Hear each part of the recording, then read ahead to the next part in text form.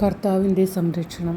അത്യുന്നതൻ്റെ സംരക്ഷണത്തിൽ വസിക്കുന്നവനും സർവ്വശക്തൻ്റെ തണലിൽ കഴിയുന്നവനും കർത്താവിനോട് എൻ്റെ സങ്കേതവും എൻ്റെ കോട്ടയും എന്ന് പറയും.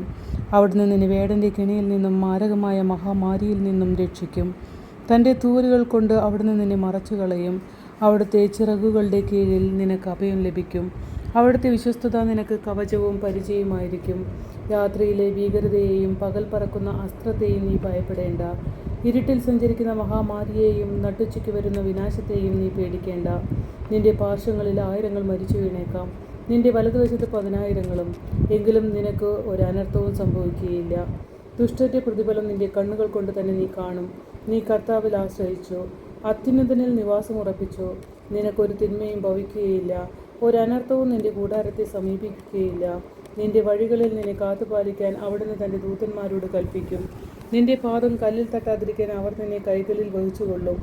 സിംഹത്തിൻ്റെയും അണലിയുടെയും മേൽ നീ ചവിട്ടി നടക്കും.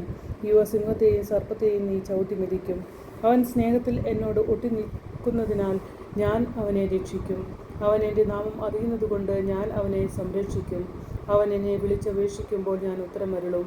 അവൻ്റെ കഷ്ടതയിൽ ഞാൻ അവനോട് ചേർന്ന് നിൽക്കും. ഞാൻ അവനെ മോചിപ്പിക്കുകയും മഹത്വപ്പെടുത്തുകയും ചെയ്യും.